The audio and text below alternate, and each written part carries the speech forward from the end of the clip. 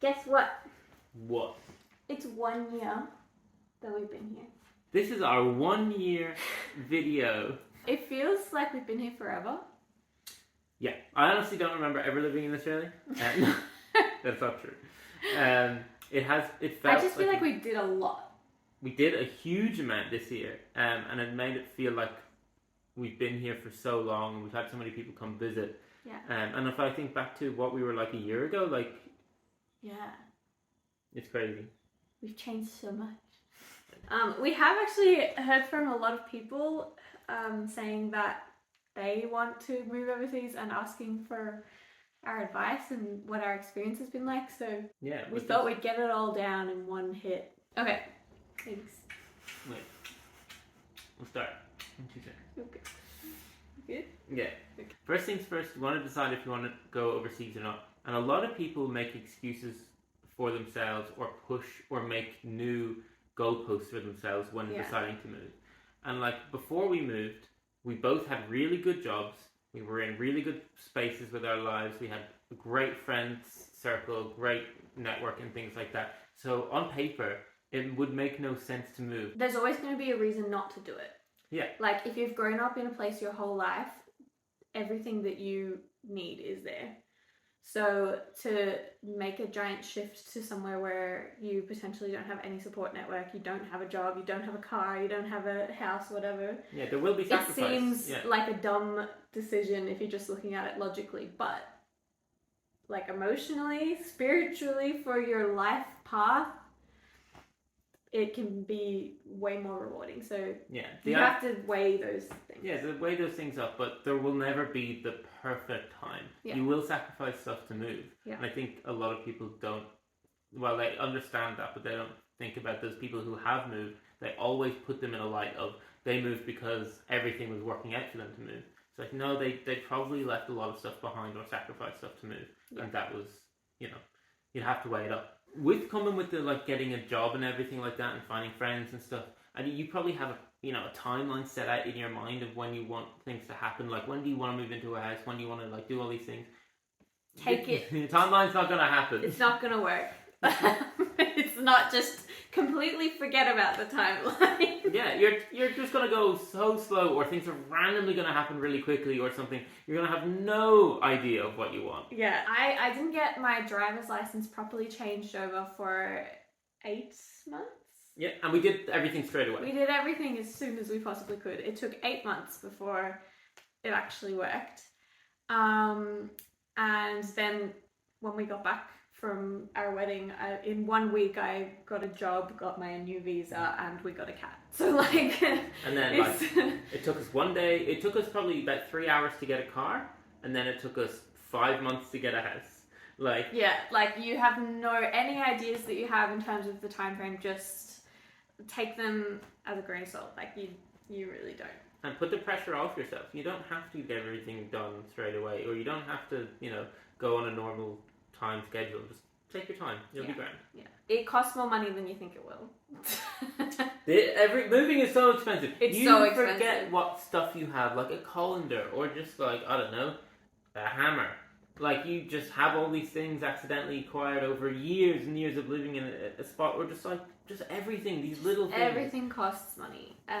From like getting yourself set up with, like your driver's license and all those different cards you need and your residence and your visa, all those things cost money to do.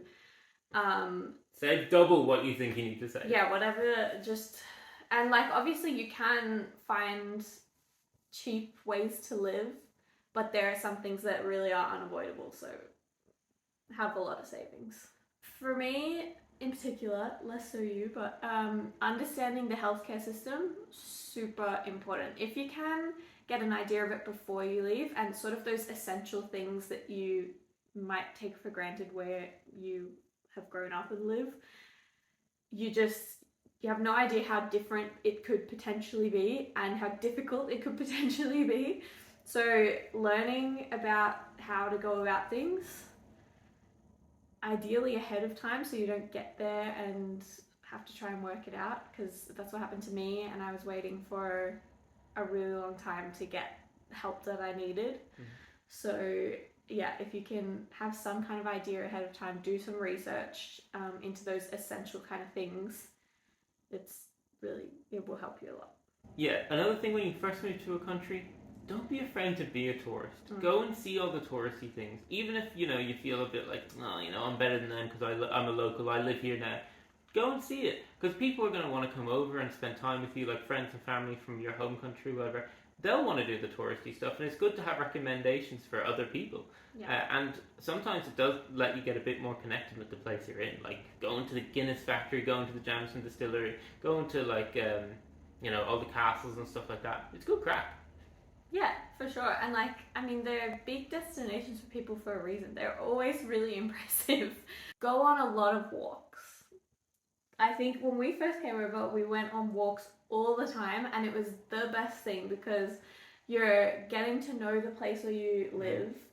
You get to know, you're getting used to the fact that all the trees are different to the trees that you're used to, and there's birds that are different. And especially when you first move and you're just trying to work everything out, it's like a chance to get out. And yeah. But I think as well as going on all those walks, it's really good to, even if you kind of get into you're 3 months into it, you've got a job, you've kind of got a steady day-to-day life. It's important to get out and go on those walks and go on those hikes to appreciate the change in the country you've come to. And don't let it become mundane that you've moved to a different country and it's basically the same as being back in your old country. Make it, find out all the cool traditions, find out about all the cool spirituality side of things, find out all the different things that are different. Learning about the history of the place where you have come and learning about the land, and for me gardening has been really cool because the seasons are completely different over here, and so I'm learning how that works, and then learning about the history and the folklore and stuff has made me feel so much more connected to where I am, but also understanding of why the country is the way it is and why people behave in certain ways. And yeah, I think that you should experience a place in all 4 seasons before you make any decisions about whether you A, like it or not, or B, whether you want to change anything. Because I think that living, particularly in Ireland where it's so weather dependent on what you're doing, and the daylight hours change so much, there's so much difference between winter and summer here. So if I had just been here in winter, I would think it was a completely different place to what it's like in summer. So make sure you give everywhere a good chance and experience all the different versions of it. This I did not expect. Trends are not the same around the world. I don't know why I didn't think of that. No, but like in Australia right now, pole dancing, for example, huge. Everyone's doing it. Over here, there's maybe 4 studios in the country. So there are just so many things that are trends in Australia that completely don't exist here, and vice versa. I think I look cool in some of the things I wear, and I probably look like a crazy person compared to the Irish people. And you're the other way around. I think you look terrible, but you wear exactly what all the Irish people are wearing. I'm in vogue. He is. So yeah, just don't expect it to be different because it will not be the same. I would say document as much as you can. We found that making these vlogs, we basically just did it as a way of showing our families back home how we were going, what we were up to, and for us to look back on. And it already, watching our first vlog back, or so just great. the first few months even, there's so much in there that we forgot happened. And the places we went, how we reacted to certain things, and we genuinely watched it back not too long ago, all the different vlogs from earlier on, and we were wait, we did that? Oh my god, do you remember that? All these different things came up. Document it. It's going to be so whether great it's to look back taking on. photos, videos, journaling, just find something that works for you, because it is so worth being able to document what is probably one of the biggest, most exciting times of your life, with the biggest changes that you'll potentially ever do. Yeah. I also found it's hard to make friends at the best of times when you're an adult. So, and when you've sort of removed yourself from all of your friends and family, it's a big shock to the system, but I found like spending time with animals and with kids was great for me, because I mean, animals, you're getting that love, and you get, you know, it takes up that time. Our pet sitting was great because we had so many animals around us. And yeah, it's just, it brings back a little bit of that social good. And kids, they don't care if you can't really communicate, or if you're awkward, or you're not sure about something. They're just like, hey, do you want to play this game? And you're like, okay, let's go. Yeah, but making friends is probably more difficult than you think it is, because you already had at least like one connection. Granted, it was easier for us because I still had friends from when I was a kid, and we hung out with them, and we had like my family over here, which was easy. But you might feel really, really isolated when you move to a new country. And I think getting your head around the fact you will probably be lonely is important. Like, it is not just going to be like really fun all the time. It's not a hostile kind of thing. Like, if you're moving overseas, like properly moving and relocating, it's not just a big party all the time, and you might feel alone and isolated. Yeah, and you also have to, it's really important, I think, to think outside the box when it comes to making friends. You know, we've been to things like the Sunrise social groups, and yeah, you just kind of, things that you wouldn't expect. I went to that women's festival, you know, things, you have to really put yourself out there to make friends as an adult, where you have no kind of shoo-in.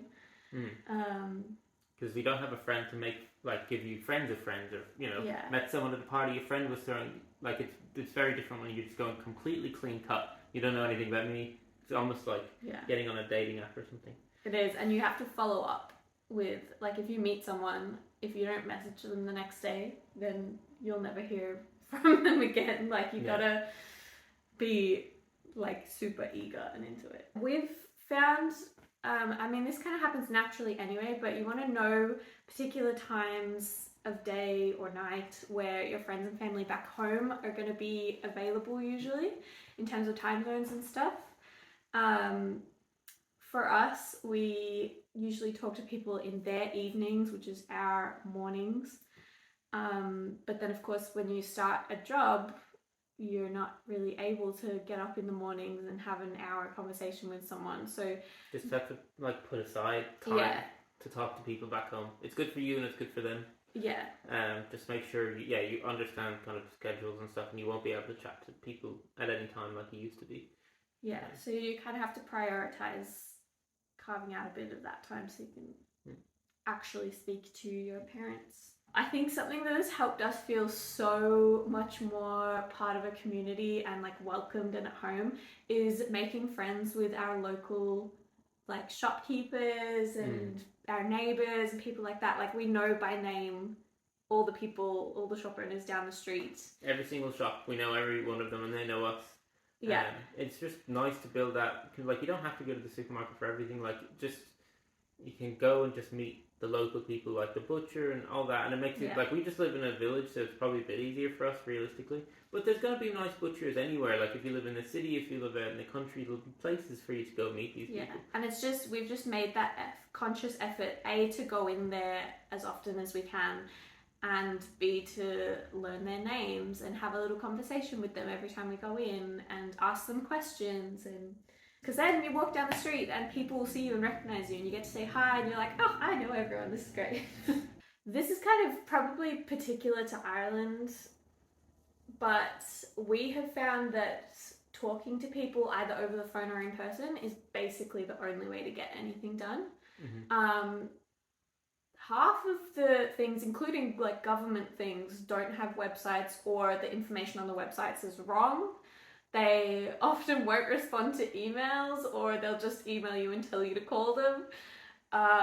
And sometimes they'll email you some information, and then when you talk to them on the phone, they'll give you some better, like, option. And we've just found in every single scenario, talking to someone on the phone or going in and seeing them in person has meant that we've been able to do what we needed to do. And trying to look online has been completely wrong and just more stress than it needed to be. So, especially with visa stuff, oh my god, I've got to learn to stop looking at that website. It's just wrong. It's just, so just call people if you can. This is something that I'm still learning every single time I move house, but your house never comes together all at once. Like, we've been here, well, since May. Yeah, so most of the year. Yeah, the better part of a year. And it's only now starting to feel like it's all our personal touches, but it's still a fair way off. Like, and you can't just spend everything you have to make your house perfect all at once. It has to happen slowly. Yeah. But just, I would say, try and enjoy the process and just be aware of that. It's not going to be good straight off the bat. It takes a long time. I would suggest, before you leave, starting to sort of find a routine that you could do anywhere. I particularly found when we were pet sitting and moving from house to house all the time that you sort of lose your footing, and if you don't have some routine that you can stick to, it can be pretty disorienting. So, you know, I just had a really simple like morning routine when I got up, and that helped me feel a lot more grounded and like my life was still put together, rather than living out of a suitcase and being in a new town every week and stuff. Yeah. Or, I mean, having a job probably did that for you for the most part. Yeah. But like the whole time we'll have ups and downs and stuff like that. We just got to appreciate both the ups and the downs. Yeah. I'd say just find some kind of thing that gives you that sense of normalcy, because when you first come over, nothing will be normal. I would say for me, one of the biggest things that changed my experience here was finding a local therapist, a counselor who lived in my area, who could help me through the transition, but also help me with all the little things that you just don't know if you're not from a place. Like, my counselor helped me find a GP when I couldn't get in anywhere, because she knew people, and that's how it works in this country. You have to know people. And she basically told me how the healthcare system worked, because it's really hard to find out stuff when you're just sort of reading online and everyone says something different. And yeah, she knew people I should contact for a job, and she knew people I should contact for this, that, and the other. So she was really, really helpful in making me able to settle in and function in a new country, where it's just helpful when you don't know anything to have someone on the inside. And like, it's a major psychological change experience. Like, it's a traumatic thing for, not necessarily in a bad way, but like, it is big for your brain to move house, let alone move countries.